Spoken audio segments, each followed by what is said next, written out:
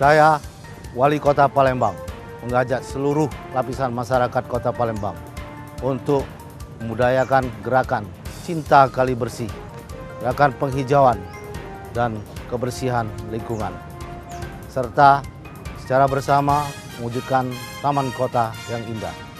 Melalui peran serta seluruh lapisan masyarakat, Kota Palembang telah mendapat anugerah Adipura 5 kali berturut-turut, serta menjadi Duta Indonesia di tingkat ASEAN 2 kali, yaitu dalam program Asian Environment Sustainable City Award.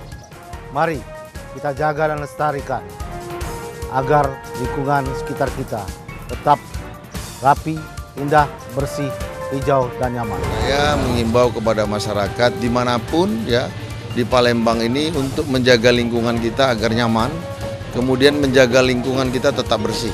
Dan pesan saya memang kota ini pantas lah. Pantas saya terima kasih untuk Pak Wali Kota karena ini kerja keras dan saya dibuktikan itu. Ini kebersihan ini memang sangat penting untuk kita semua, untuk masyarakat. Palembang go green, Palembang bersih, hijau, dan indah.